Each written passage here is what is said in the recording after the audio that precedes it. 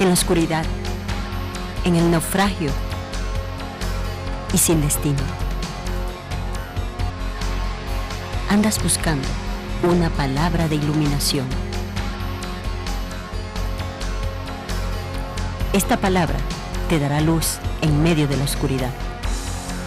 El Ministerio de la Enseñanza y la Evangelización, Jesús Soberano Señor, presentan su programa Palabra de Iluminación con el maestro José Briceño.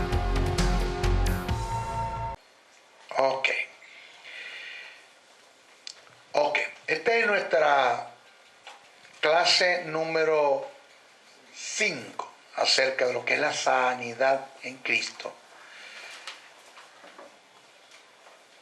Nos toca ahora demostrar por qué Dios no es causante de la enfermedad. Ya hablamos del aguijón de Pablo, descartamos el que del aguijón de Pablo sea una enfermedad. Se voy a dar razones por las cuales es imposible que Dios sea el causante de la enfermedad. Debemos entender, aprender y aceptar que todas las cosas en Dios se mueven y funcionan por un sistema. Eso usted nunca se le puede olvidar. El Dios a quien nosotros servimos es todo un caballero. Es un Dios de excelencia, de clase, de glamour, de estética. Él, quien Dios, todo lo hace tomando en cuenta una serie de principios.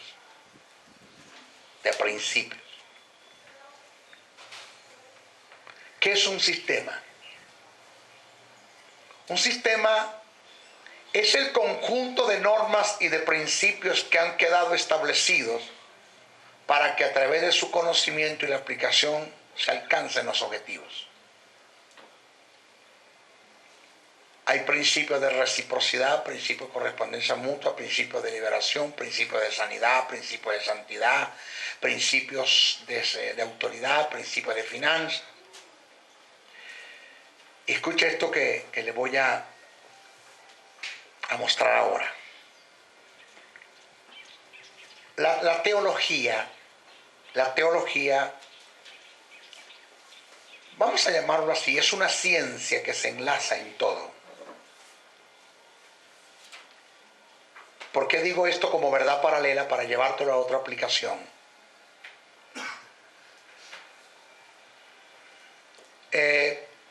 Por eso digo que nosotros como ministros competentes, Pablo habla de la competencia en el ministerio, de ser competentes, aptos, preparados e estrenados. Debemos ser polifacéticos en las Escrituras. Cuando hablamos de ser polifacéticos, estamos hablando de que no haya una área de las Escrituras que dejemos de conocer. Si usted como pastor o como maestro, una persona por ahí hizo unas críticas de mí y corrigió a uno de sus feligreses porque vino a mí a pedir un consejo y no fue a él. Según él, de sus feligreses no, a uno que está bajo su cobertura, lo que ellos llaman cobertura, manipular, intimidar, controlar y quitarle dinero a la gente. Pues le llamó la atención porque la persona vino a conversar conmigo y no con él, y se lo digo así claro, el consejo de un maestro no es igual al del pastor. Hasta cierto punto tiene razón, el del maestro puede ser más profundo, hasta cierto punto tiene razón. Y nosotros como ministros debemos ser polifacéticos, que no haya un área de las Escrituras el cual tú vengas a mí a buscar un recurso, un consejo y que yo no tenga para darte o aportar para tal. Que después de que tú me des una serie de informaciones, yo haga una diagnosis del asunto y te busque una solución de lo que está escrito en los principios del reino, para que tú tomes esos principios, los apliques, los vivas, y tú salgas del problema, y soluciones el problema, y no que yo pase a ser parte de tu problema, sino porque cuando vienes a mí, entonces yo no tengo conocimiento en el área en la cual tú me estás presentando, porque no soy polifacético. Entonces yo te mando por donde está Dios. Bueno, vamos a orar a ver qué dice Dios. Espérate.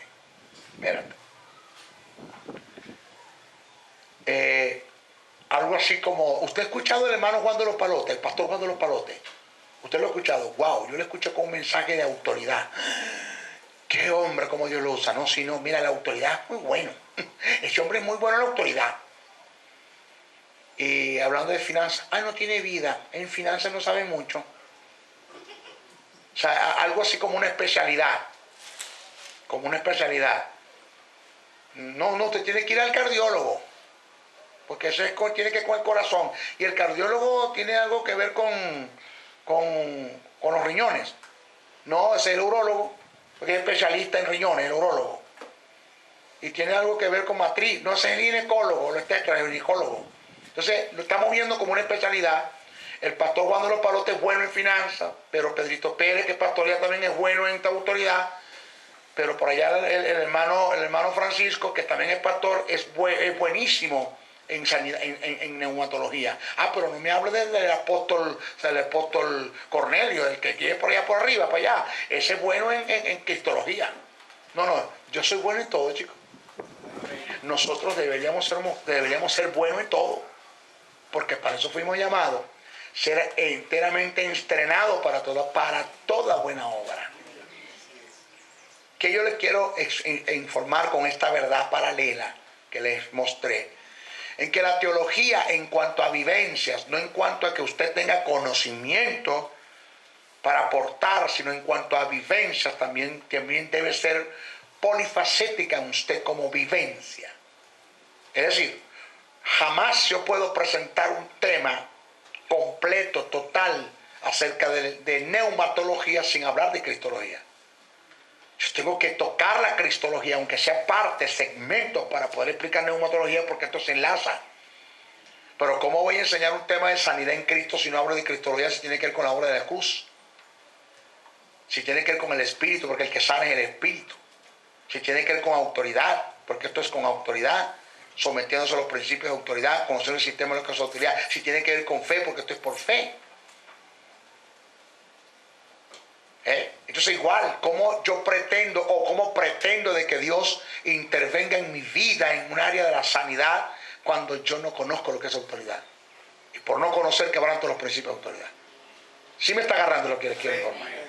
Pero ¿cómo puedo solucionar un problema financiero si estoy quebrantando los principios de finanzas?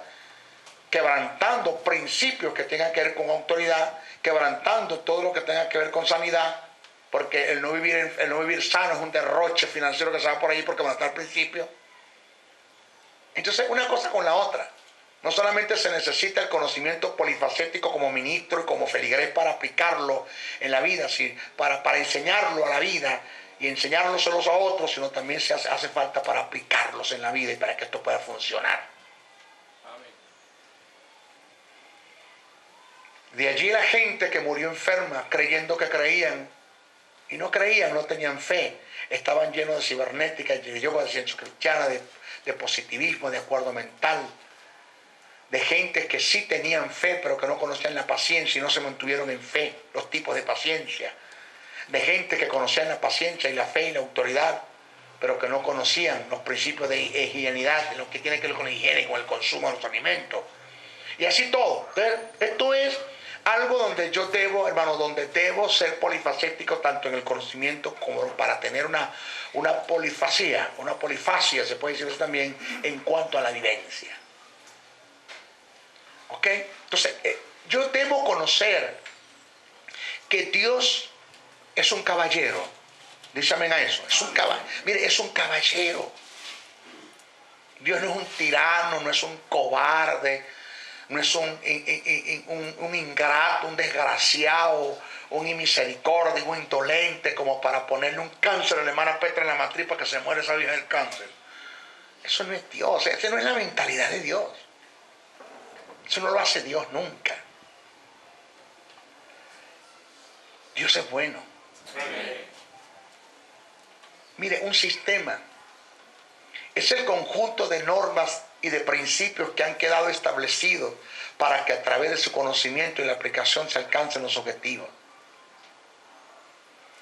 Cuando hago mención de razones por las cuales Dios no es el causante de la enfermedad, nos referimos a principios que están dentro de un sistema que lo comprometen a Él como Dios. A continuación voy a describir dichos principios.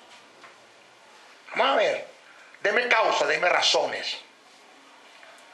Primero, principios éticos y morales. Principios éticos y morales. Es todo aquello que compromete a Dios con lo que Él es por naturaleza. Mi hijo, escuche. Esto a usted no se le puede olvidar nunca. Principios éticos y morales es todo aquello que compromete a Dios con lo que Él es por naturaleza. Dios nunca va a hacer algo que esté en contra de lo que Él es. Él honra su naturaleza. Él honra su nombre. Hay un pasaje que le da fuerza a lo que decimos. Pablo escribe a Timoteo, el principio que está endógeno en la carta. Métetelo en el espíritu, Timoteo. Créelo, vívelo, confiésalo, actúalo, camínalo, digérelo. Escribe así Pablo, dice, cito, si fuéramos infiel, Él permanece fiel. Ahora escucha esto. Hermano, yo le he fallado tanto a Dios. No, es que Dios es infiel y tú fallas. No. Eso no es lo que dice el texto. Cuando la Biblia dice que si fuéramos infieles, Él permanece fiel, lo que quiere decir es que Dios es tan fiel en los principios del reino y los principios universales que Dios no puede evitar la tragedia que puede venir a ti por causa de quebrantar un principio. No le puede evitar. Quiere caer de curso la cosa. ¿Qué hago yo? Y la única forma que Dios te pueda librar de eso es que Dios levante un intercesor. Vaya a los intercesores y gracias por ellos. Pido por favor los que me están viendo a través de este video, por la televisión, por internet, interceda por mí como usted no tiene una idea. Necesitamos levantar intercesores a favor nuestro. ¿Por qué? Porque eso le da acceso a la soberanía de Dios para que Dios intervenga en nuestra vida con todo y que quebrantamos principios. Pero Dios es fiel. ¿Qué Dios puede hacer si quebrantas un principio en cuanto al consumo de los alimentos y alteras los triglicéridos, si alteras el colesterol y sobrepasas de un peso que no está bien? Porque si yo mido 1,72, mi peso debe ser 80 kilos. Ahorita, gracias al Señor, nos sometimos a una dieta, hemos rebajado 9 kilos. En un mes y 20 días rebajado 9 kilos. Porque son principios que tienen que ver con la higiene, con el consumo de los alimentos. Pero quebranto un principio y altero el metabolismo totalmente, hermano, y te mueres. Te da un infarto y Dios no puede hacer nada. Porque tú buscaste eso. Entonces, si fuéramos infieles, Él permanece fiel. Óigase la fuerza del texto. Él, hablando de Dios, no puede negarse a sí mismo. Señores, principios éticos y morales. Dios no puede negarse a sí mismo. Eso está en segunda carta que escribe Pablo a Timoteo, capítulo 2, verso 13. El término negarse a sí mismo que aparece en el pasaje describe y demuestra la ética de Dios en forma endógena e intrínseca. La razón por la cual Dios no peca es porque Él por naturaleza es santo. Si pecar estaría en contra de lo que Él es por naturaleza.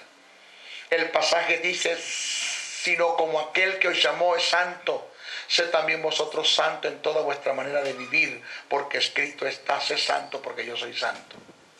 O sea, Dios demanda sanidad similar de ti como de Él. Y si Dios demanda que tú seas santo, es porque Dios sabe que tú puedes alcanzar un nivel de santidad. Otro ejemplo de su fidelidad es que Dios no tiene odio ni rencor porque Él es amor. Si lo hiciera estaría en contra de lo que Él es por naturaleza. El pasaje dice, porque de tal manera amó Dios al mundo que ha dado a su Hijo unigénito para que todo aquel que en Él cree no se pierda, mas tenga vida eterna. Juan 3:16. Otro ejemplo de su fidelidad intrínseca es que Dios no miente. Si lo hiciera estaría en contra de su naturaleza, ya que el texto sagrado afirma que de la verdad no procede la mentira. no os he escrito como si ignoraseis la verdad, sino porque la conocéis y porque ninguna mentira procede de la verdad. Ninguna procede de la verdad. No esperes que Dios te mienta, nunca lo va a hacer, porque Él es verdad. Al igual estos ejemplos de Dios no puede proceder la enfermedad, porque en Él no hay enfermedad y Él es Jehová tu sanador. Ahora, pero perdóname, ¿cómo es que a mí no me cabe? Porque es que este es un problema grave, hermano. ¿Cómo es que a mí no me cabe de que Dios pueda pecar? ¿Cómo es que a mí no me cabe de que Dios pueda mentir? ¿Cómo es que a mí no me cabe de que Dios pueda odiar y tener raíces de amargura y rencor? ¿Cómo es que a mí no me cabe en esto? Y si me cabe que puede enfermar. ¿Por qué me cabe una y las otras no me caben? Si Dios puede enfermarme, entonces puede odiar, puede tener raíces de amargura, puede mentir, puede pecar. Porque ¿qué diferencia hay entre que Dios puede enfermar a que no puede hacer las otras cosas? ¿Por qué una sí y la otra no? O lo que es bueno para el pavo no es bueno para la pava. ¿Por qué Dios puede enfermar pero no puede pecar? No puede mentir. No puede tener raíz de amargura. ¿Por qué las otras no y otras sí? ¿Aló? ¿Por qué? Porque es una tradición, una maldición, como tradición que te han venido enseñando y que han venido afirmando con textos tergiversados y distorsionados de que Dios sí enferma en este tiempo y que Dios puede enfermar a la iglesia porque Dios permite la enfermedad a la iglesia y Dios prueba a la iglesia con la enfermedad. Y la voluntad de Dios que los creyentes estén enfermos. Eso es lo que se va a ir enseñando. Y como eso se ha hecho una tradición, pues ya lo digieres tan fácil, sin entender, sin comprender que eso que te dijeron viola y quebranta los principios éticos y morales en Dios. Y que Dios por mucho tiempo ha querido que alguien se levante y enseñe en contra de eso, porque yo no tengo culpa de eso. Yo no soy así. Ese no soy yo. Por eso es que Dios se sienta con Job, porque Job le atribuye a Dios todas las cosas malas y le atribuye la enfermedad, le atribuye lo que Dios le quitó. Al final del pasaje, Dios se le aparece a Job en un remolino, en un torbellino, y le dice: ciñe tus lomos y contéstame. En otras palabras, prepara el entendimiento para que puedas percibir lo que te voy a decir y me puedas responder después. Y Dios le demuestra a Job que las cosas y que las tragedias que vinieron no venían de él. Que nunca le quitó lo que le dio, que nunca lo enfermó, que nunca le quitó sus bienes, que eso no soy yo, Job. Entonces cuando Job dijo: de oídas yo había oído, ahora mis ojos te ven, cosas que no entendía decía, perdóname, papá. Pero ubícate en la verdad. ¿Aló?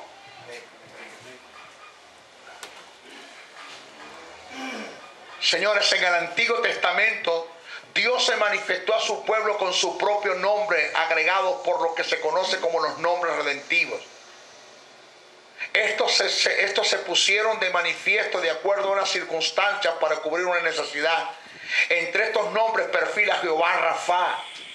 Jehová como nombre propio, Rafa como nombre redentivo. Y agregado, el nombre compuesto es Jehová Rafa, indica: yo soy tu sanador. En Dios hay esquizofrenia, o tú me sanas o tú me enfermas. Vamos a ver qué hacemos acá. En Éxodo 15:2 aparece este nombre registrado. Cabe apreciar que este fue el primer nombre redentivo con el cual Dios se manifestó bajo un primer pacto. Si analizamos los oficios de Jesús como nuestro mediador, todos los nombres redentivos de Dios en el Antiguo Testamento se dan y tienen cumplimiento en el ministerio de Jesús. Aún por herencia tiene vigencia en nosotros. Yo soy Jehová tu Sakenum, tu Dios de justicia. El que no conoció pecado por nosotros lo hizo pecado para que nosotros fuésemos hechos justicia de Dios en él. Yo soy el Shaddai, Jehová Shireh, el Shaddai, el Todopoderoso, tu proveedor. Cristo es nuestra provisión. Yo soy tu sanador, llevó mi enfermedad a la cruz del Calvario. Todos los nombres redentivos de Dios en el Antiguo Testamento se cumplieron en el nuevo pacto en Jesús, para hacer una verdad en mí. Entonces no es que Dios me va a enfermar porque la gente dice que enferma honrando su propio nombre, honrando el sacrificio de su hijo en la cruz. ¿Qué broma es esta? En Isaías 53, verso 5, el verso curado que aparece en el texto viene del hebreo Rafa. Por lo tanto, el texto literalmente, y por su llaga fuimos nosotros, Rafa, curados. Es importante resaltar que en quien se produjo el dolor y el sufrimiento fue en Jesús. Y por ese dolor y sufrimiento nosotros fuimos, Rafa, curados. Quiere decir entonces que Jesús es mi sanador. En el supuesto negado que Dios colocara una enfermedad en mí, estaría deshonrando su propio nombre y estaría en contra de lo que Él es. Por lo tanto, toma en cuenta esta verdad. Siempre que Dios va a hacer algo, tiene mucho cuidado de no estar en contra de lo que Él es por naturaleza. Métete eso en la cabeza. 2, principios bíblicos espirituales. Estos principios son los que comprometen a Dios con lo que Él ha dicho y establecido en su palabra. Siempre que Dios va a hacer algo, tiene sumo cuidado en no contradecir lo que ha dicho y establecido. La Biblia da testimonio de que Dios es veraz en lo que ha dicho y establecido en su palabra. En Jeremías 1:12, y me dijo el Señor, bien has visto, porque yo apresuro mi palabra para ponerla por obra. El término apresurar del hebreo indica estar vigilante, lo que demuestra que Dios está como una atalaya vigilando con sumo cuidado para que su palabra se ponga por obra y se cumpla. Ay. Josué 21:45. No faltó palabra de todas las buenas promesas que el Señor había dicho a la casa de Israel. Todas se cumplió. ¿Cuántas? Todas se cumplieron. ¿Por qué tiene que faltarte una a ti? Todas. Primero de Reyes 8:56. Bendito sea el Señor que ha dado paz a su pueblo Israel conforme a todo lo que Él había dicho. Ninguna, ¿cuántas? Ninguna palabra de todas sus promesas que expresó por Moisés, su siervo, ha fallado. Todas se cumplieron. ¿Qué te dice a ti que a ti te va a fallar esto? ¿Qué te dice a ti que a ti te va a fallar Dios? Mateo 24:35, el cielo y la tierra pasarán, pero mis palabras no pasarán. Isaías 48 dice, sécase la hierba, marchítese la flor, mas la palabra de Dios nuestro permanece para siempre. Son verdades. Son verdades. Mire, estuve leyendo la vida de Pablo, el famoso escritor Charles Swindoll. Ya terminé la vida de Pablo. Muchas cosas me conmovieron, pero hubo una de ellas que las había leído en el libro de los Hechos, como muchos evangélicos que leen pero que no estudian, no detallan. Y Pablo pasó por un tipo de huracán llamado Herocleidón. Eso fue en el mar Adriático. Pero según el testimonio que da Charles Swindoll, todavía ese fenómeno se presenta en ese mar. Son el encuentro de 4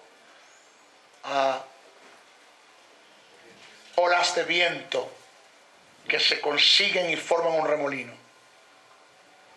Y levantan olas de 15 metros, que equivalente a 3 pisos de un edificio.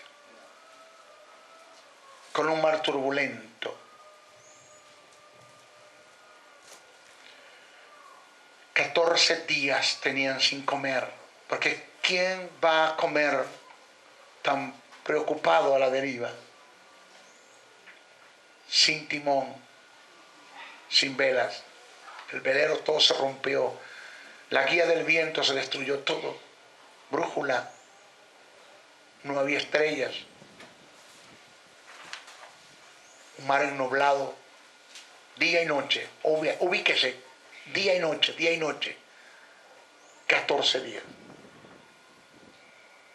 Fue tanta la angustia que había que Lucas escribe las expresiones de Pablo.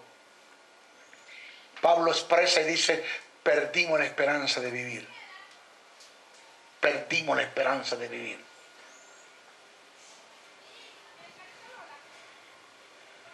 Se entregaron a la deriva. Por el día número 14, Pablo se levanta en medio de la tripulación y le dice a todos los que estaban: no temáis, porque el ángel del Señor a quien yo sirvo se me presentó y me dijo: no temas, Pablo, porque ni tu vida ni la vida de los que están contigo van a perecer. Solamente se perderá la embarcación, porque es necesario que tú testifiques de la palabra en Roma. Por tanto, dice Pablo, comamos, que ninguno va a morir. Y dice que desde ese momento empezaron a comer. ¿Qué fue lo que mantuvo a Pablo? Dígame, ayúdeme a predicar, que se me olvida. Una palabra que recibió de Dios. Amén. Solo cuando te aferras a una palabra que Dios te da, es como un ancla. Dice que Jesús es como un ancla que entró al lugar santísimo y que de allí clamamos con nuestras oraciones y demandamos nuestras promesas y bendiciones. Y son escuchadas. Anoche oré con mi familia, con mi esposa, con mis hijos, y en la casa donde estoy, con lágrimas en mis ojos, le dije a Dios: Señor, una sola cosa quiero: no permitas que mi fe mengue. No permitas que mi fe mengue. Que pase por donde pase. Que aun si yo tengo que tener fe para morir, morir en fe, pero nunca viviré dudando de ti. Ayúdame a que mi fe no mengue. Ayúdame.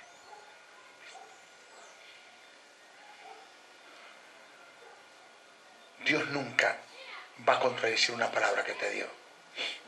Dios se apresura, está como una atalaya, como un vigilante.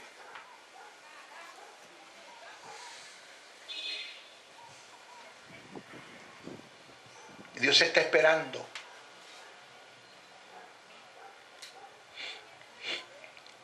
Dios está esperando la gente que le cree, que le crea. Y que en medio de las turbulencias y las persecuciones y los ataques y las enfermedades y los problemas económicos, cualquiera que sea el conflicto, tú puedas tomar una palabra y decirle al diablo y a las circunstancias: escrito está. Cuando tú le dices al diablo y a las circunstancias y a las enfermedades: escrito está, lo que le estás diciendo: así lo estableció mi Padre. Amén. Y aquí no me mueve nadie.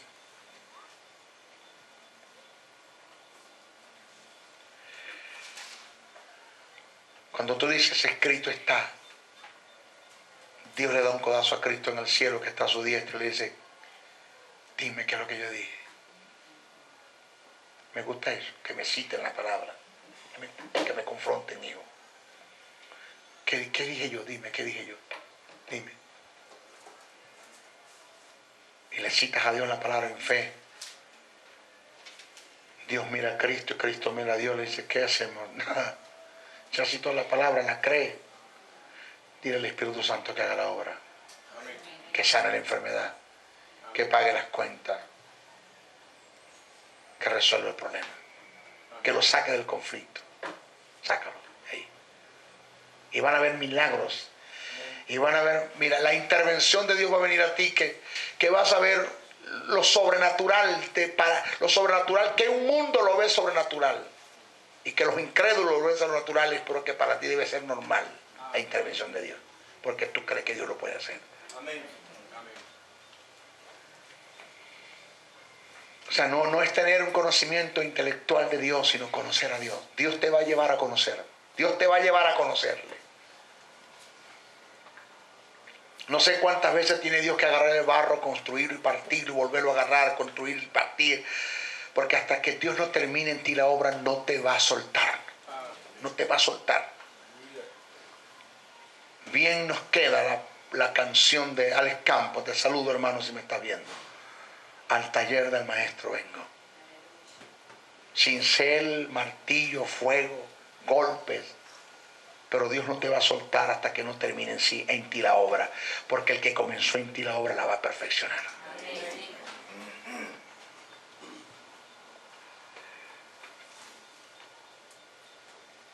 Todos estos pasajes nos dan testimonio de lo íntegro y veraz que es Dios con su palabra.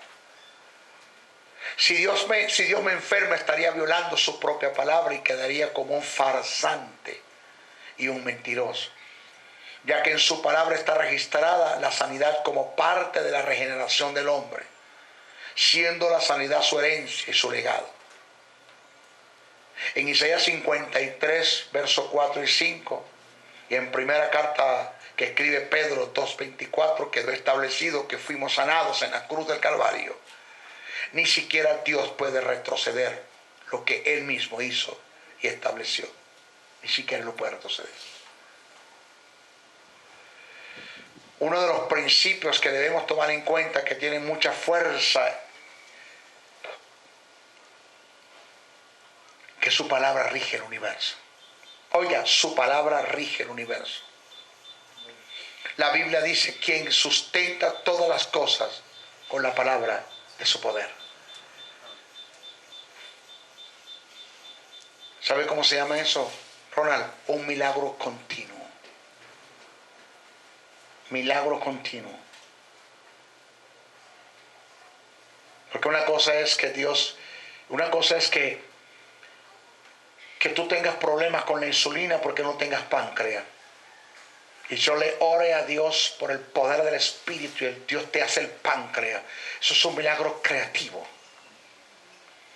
Y otra cosa es que tú mantengas en tu sangre la insulina que necesitas y no tengas páncreas. Se produjo un milagro continuo. Micras y milésimas, debo decir, milésimas de segundo. Dios mantiene en ti el milagro. El universo es un milagro continuo. Día y noche, Dios da la orden para que el sol salga y sale. Las estrellas están. Los planetas no se unen uno a otro. No hay cordel. Dios le dijo a Job: ¿dónde están los cimientos de la tierra? ¿Quién le puso base y fundamento a la tierra? Búscamelo. ¿Dónde está la base, las cabillas, el cemento, la arena, la piedra para sostener la tierra? No lo hay. Yo sustento el universo con mi palabra. No te voy a sostener a ti que estás dentro del universo. Yo lo sustento. Yo lo hago.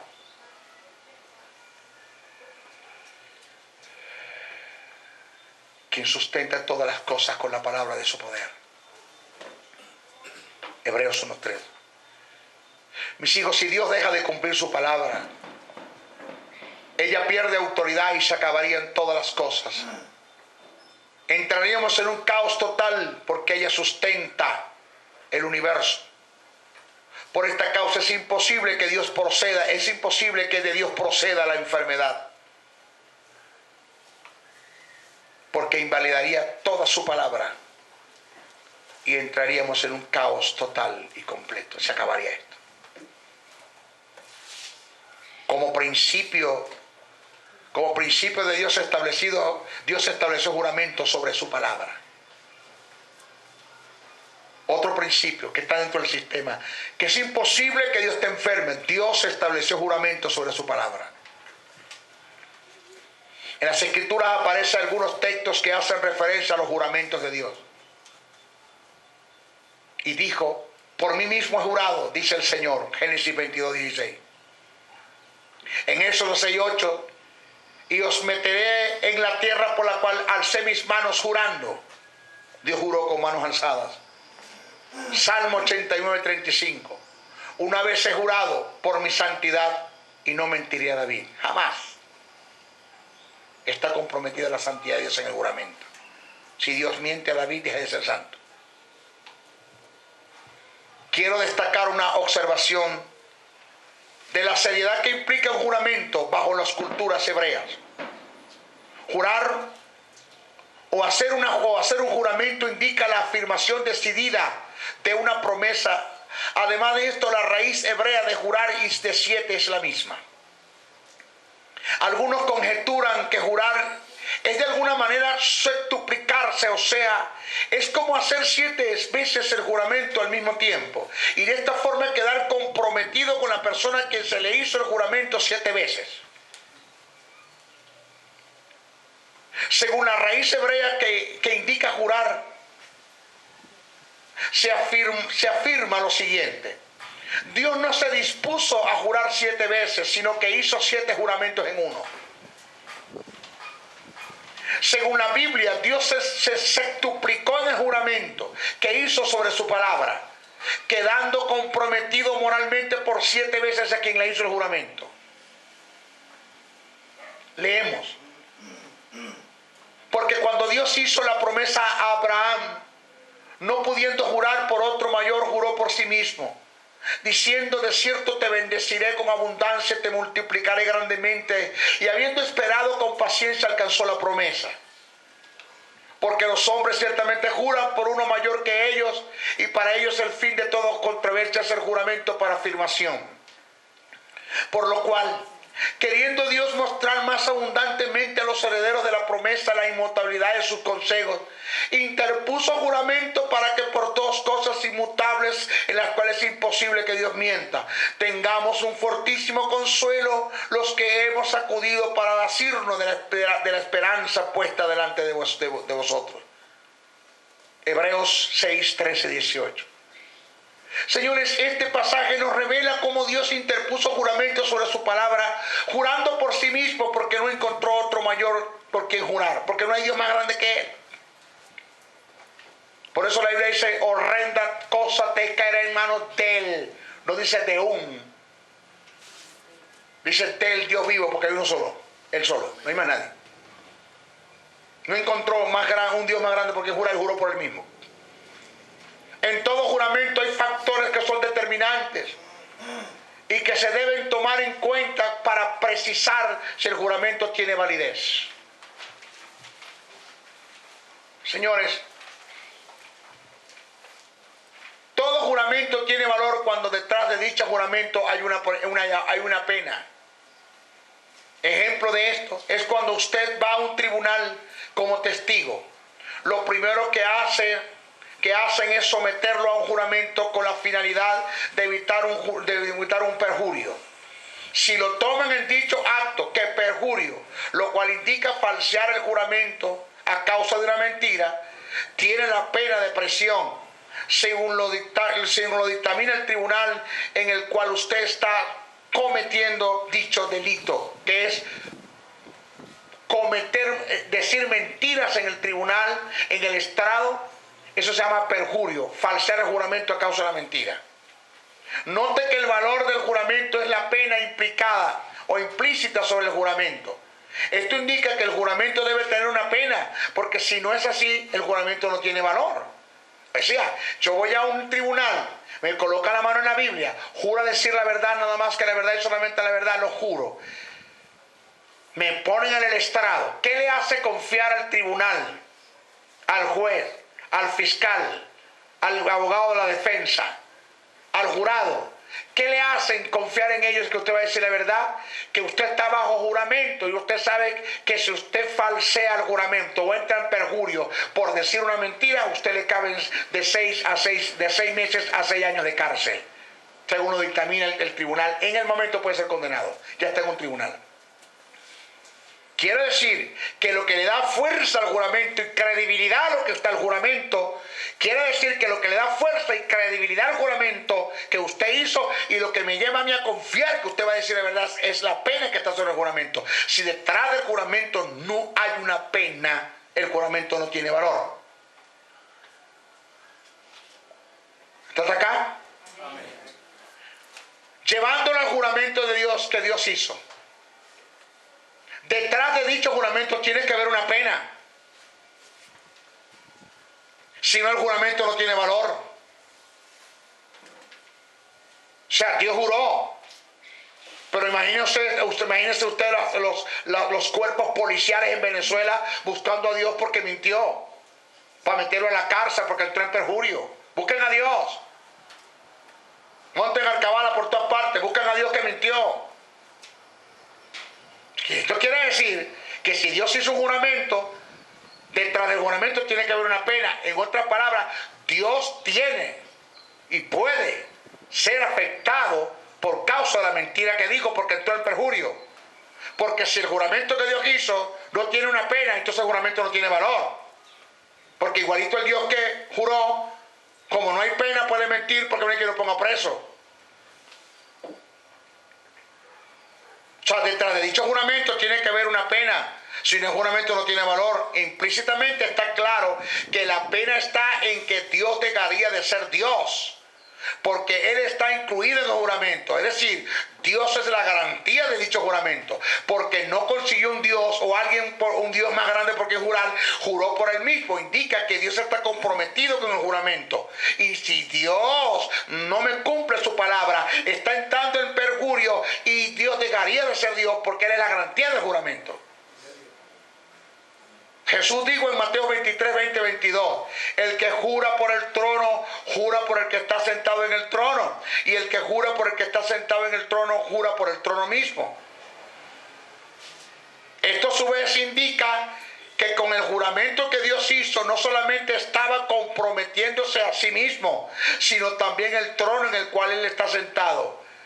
Estas son verdades que nos deben crear conciencia para entender de una vez por todas que según este principio de juramento, Dios no es el causante de la enfermedad, ni puede enfermar a nadie.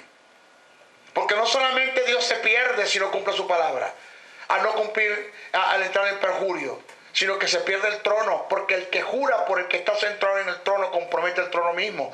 Dios juró por él y el trono está comprometido. Si Dios se pierde, el trono queda vacío. ¿Quién cree usted que lo va a agarrar? ¿Satanás? ¿Usted cree que Dios va a arriesgar su trono por no cumplir una palabra? ¿Quién eres tú para decirle a Dios mentiroso? El que no cree lo que Dios ha dicho dice que Dios es un mentiroso. Dice la palabra. ¿Y quién eres tú para cuestionar la palabra de Dios? ¿Quién eres tú para opinar una palabra que Dios te da? ¿Quién eres tú para dudar una palabra que Dios te da? ¿Quién eres tú para entrar en una vida de temores sino confiar en lo que Dios te dijo? O sea, que esto no tiene sentido, que tú estés en la iglesia adorando, alabando, predicando, sirviendo a un Dios en el cual tú no le crees. Tú le estás influyendo o tú estás llevando a una gente a una fe que tú no tienes. Creer en un Cristo que tú no crees. Creerle a un Dios que tú no lo vives. Por eso yo se lo dije a mi esposa en una ocasión, cuando mi hijo tenía meses, que me lo dio el médico para que se me muriera en la casa. Ella me dijo, hay que ver que la palabra te ha robado los sentimientos. Porque yo no he visto que tú has llorado una lágrima por tu hijo, siquiera llorando me lo dijo. Yo le dije, no mamá, la palabra no me robó los sentimientos, sino que yo he aprendido a alinear mis sentimientos a la palabra. Porque no tiene sentido y no es lógico que nosotros estemos llorando lágrimas de resignación y de impotencia cuando nos servimos a un Dios que todo lo puede, chicos. No tiene sentido. ¿Usted qué hace acá? Váyase de acá entonces. Si usted no lo cree Dios, ¿qué hace acá? ¿Para qué levanta manos? ¿Para qué levanta estandarte? ¿Qué son esos gritos de júbilo y gritos de guerra? ¿De qué? ¿De qué? ¿De qué? ¿De qué? ¿Ah? Tus gritos de júbilo y gritos de guerra, ¿de qué? ¿A qué? ¿A qué estás gritando? ¿A quién estás alabando? ¿A quién estás ofrendando? ¿A quién estás diezmando? ¿A quién estás apaneando? ¿A quién estás levantando estandarte? ¿A quién le tocas guitarra? ¿A quién le tocas el bajo? ¿A quién le tocas el piano? ¿A quién le tocas? Pero si tú no crees lo que estás haciendo, ni tú vives lo que estás haciendo, entonces ¿para qué haces aquí en la iglesia? Váyase de aquí entonces. Termina de irse de una vez. ¿Aló? ¿Están acá? Sí.